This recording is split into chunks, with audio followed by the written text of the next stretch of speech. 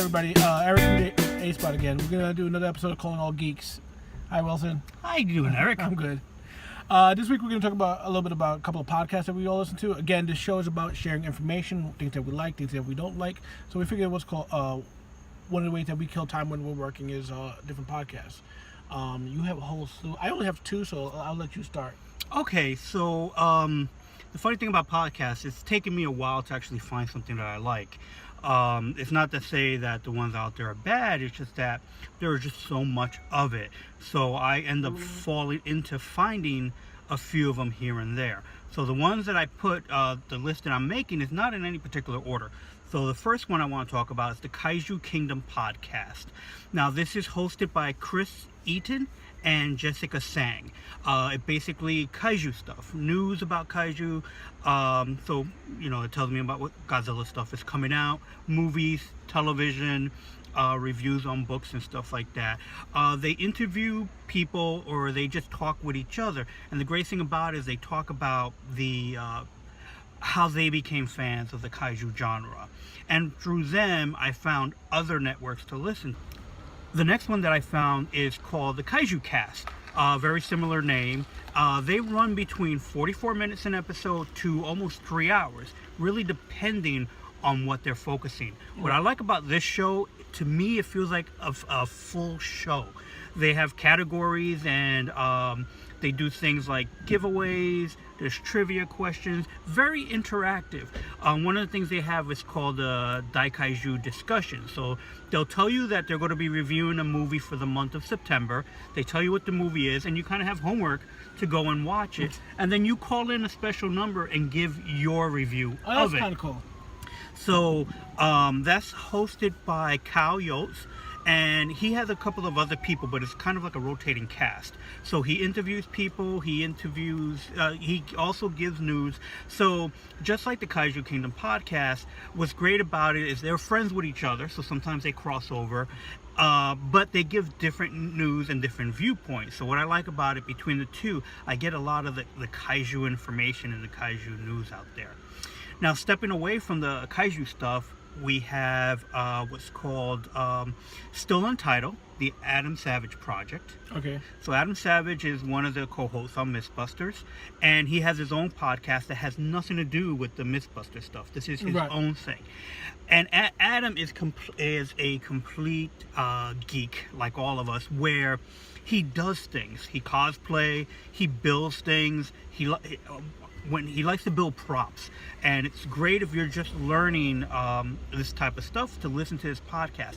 They're only about 40 minutes tops, and so it's like you get in, you get out, you get the information. What I like about it too is where they also do book reviews. So it's where I heard about The Martian, and it was one of those things where they talked about it so much and they had so much love for it. It's like I had to try out this book, which I did, and then I shared it with everyone I knew, and just about everybody else was reading it. Next is Penn Sunday School. Penn from Penn and Teller, without Teller. Penn Jillette. Penn Jillette. Right. So it's those can run anywhere between a half an hour to about 2 hours tops or so, depending on what it is. They now run the podcast 2 days a week. So it's like they film. They also have it filmed, but they record it, the whole podcast, in 1 day, and then they cut into two, just so they could work on the network they have it on, which is the Corolla Digital. So if you want to find that, what I like about it is he just talks about everything in his career. So he's an actor, he's a magician, he's all around, because he's been in movies and TV shows. He's well known for the magic stuff, but it's just really a podcast about the stuff that goes on in his life. The next one after that would have to be, even though I didn't say there was an order, but there is an order on my list. Stuff Said with Gregg Schiegel. Now, we know Gregg from the comic book industry. He was an intern at Marvel for a while. Then he went on staff as an editor, and now he freelances as an illustrator, as a cartoonist. So it's his podcast about the things that he does as a cartoonist. He interviews other cartoonists. He interviews other people in the industry. What I like about it is that it's one of those things where he's just sitting down with someone. He does a great job with interviewing people because he really digs into the people's backgrounds and talks about stuff. So it's really what's great about it is a good skill. Yes. So it's hearing somebody interview someone else and about the details of that person's life. I enjoy listening to that podcast, and mainly because every now and then he tells his stories about back at Marvel. So I was there, I remember those, and he mentioned me. So the good way for me to listen to your podcast is if you mention me a few times. And the last podcast that I want to focus now is called My Comic Shop by Flat Squirrel Productions, and it's hosted by Anthony DeSato, and he did a documentary. Are you butchering that name? I am butchering that name, and I apologize, Anthony. And I've heard it so many times I should be able to spout it off, and normally I can.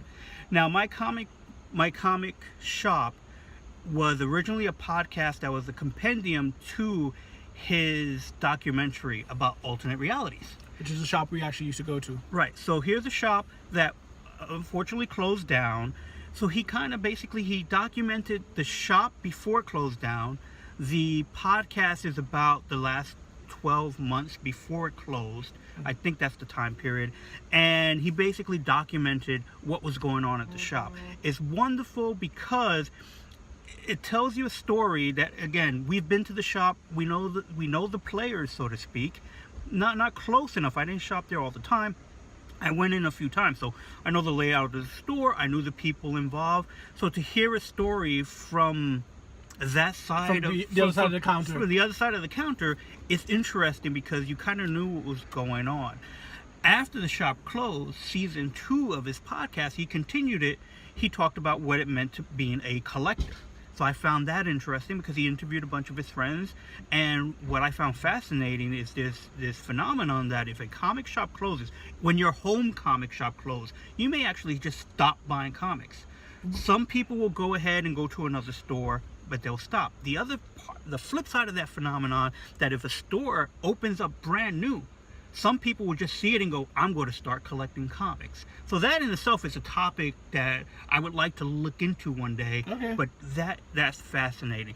The third part of his of the series is he's going to different comic book shops across the nation and interviewing the workers as well as the owners of those shops. What I love about that is that he gives you the numbers of what it costs to open up a comic book shop, what you need to basically, when you're shopping for a store, what rent is, even all the way down to the stuff they have at Diamond for you to order comics and what it costs to do that. Which I think fascinating. I think that in itself is one of the most interesting things. Is that what's called? We're talking about doing different things as far as like informing people about our practice, as in putting a comic book together. To see the other side of the spectrum, what it takes to put a comic book store together, is even more interesting to me because I've been putting comic books together now for 10 years. I've never had to put a store together. So right, exactly. And I worked in a comic book shop. So I knew what it was like 20 years ago, completely different than what it is now. It's in one aspect, it's easier to own a shop now than it was back then, just because everything's electronic.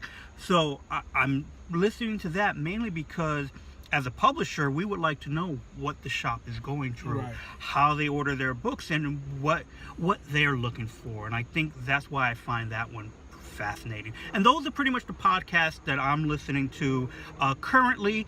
There's a few others that pop up now and then, but it's been a while since I listened to any of them. So these are the ones that I still go to today. Okay. All right. What's called? The two main podcasts I listen to. Well, to be fair, one of the first podcasts is the Rooster Teeth podcast, and to be fair, I listen to a bunch of their podcasts because they have the Rooster Teeth podcast, which is their main one. Then they have one for their channel to know called Glitch Please. They have one for Achievement Hunter called Off Topic. They did another one which is basically a bunch of the guys role playing called Heroes and Halfwits. So they have actually a bunch of their whole network. They have their own network, but my main one, the one that I always don't miss is the main one, the Rooster Teeth podcast. And it was, if you go back, it's a really interesting look in how this company, who basically started as a bunch of guys in someone's spare bedroom, have grown into this big monster company. And I mean, the general population may not know them, but they're gonna know some of the products that they put out and some of the other things that they do. Because right now, Ruby, one of their they basically created an American anime, and it's now being shown on Crunchyroll. We happened to be in Toys R Us because somebody needed cars, and we just happened More to see on that later. We'll see some Ruby toys, and it was just like it's amazing to me how much this thing has blown up. Again, you really get to see the company grow from something of a couple of friends doing a podcast to basically a major multi-level network. Yep. You know. So what's called that's one. All right, the other show is one that we've actually been on. It's called It Came From the Radio. It's a radio show with Mark Torres. It comes out every Sunday, and what's called after the episode airs on his radio station, he also puts it in podcast format. What's called Mark is one of those guys who actually has a voice for radio. Like we've spoken to Mark at conventions for years, and then the first time we were on the radio show, he just belt out, "Hey, how you doing?" Yeah, he switches it's to a totally that different voice. radio voice. What? Who is this man? And that's one of those things where it's like, he knows his stuff. Right. We've been on it. It's comic book news. As far as I'm aware of, it might be the only one that's currently on radio more so than podcast, even though it is podcast format. Right. He does about an hour each episode, and it's very well done in the fact that what's called they hit everything that is geek. They'll invite different people over, and they'll talk about Star Trek, Star Wars, comic books, Luke Cage, everything you can imagine that's a geek topic. It'll eventually hit on their show. And those are two of the big podcasts I listen to and stuff like that. I think that's pretty much it for the different podcasts we have. That's all I had on my list for podcasts, and I was interested in the ones that you talk about, and I knew of them. Yeah. And although I haven't went through all the Rooster Teeth stuff, I had listened to a couple of them. And, again, Mark Torres had us on the show, so if you want me to listen to a podcast, you can mention my name. Also, I just want to mention that what's called Wilson will be hitting Baltimore Comic-Con, which will be this month. It'll be September 22nd through the 24th, those 3 days. I'll be mainly walking around, but I will be doing some signing. In Artist Alley, Committed Comics has a booth or a table. So there's a couple of comics that I'll have there, and I'll be signing for them. I'm waiting to find out if other companies that I work for will be there, and I'll have time to work at their booth too. So it's one of those cons where we're not going to have a table, but I recently had I'll be there. I recently had knee surgery, so it was called. I was not going to try and make that trip and stuff like that. Exactly, and I completely understand. So like for me, it'll be fun because I'll be there as an artist signing, but I don't have to man a booth, so I'll get to walk around and enjoy the con. So I'll make sure to do a video of that and let you guys know what stuff I'll be doing. But again, if you're at that con, Baltimore Comic Con, and you have any books that you want me to sign, or if you want to pick up books, I'll have stuff with me, and the companies that I'll be displaying with will have stuff. I mean, I'll be signing their stuff at their booth. Okay. If by chance my knee is better, I might go to attend, but that's about it. Alright, so that's it this week for Calling All Geeks. See you next time. Thanks for watching, and make sure you like and subscribe. You can never remember share the phrase, can you? Never remember. We should write it down somewhere, like on the bottom of here, but I won't be able to see it. All right. Thanks for watching. See ya.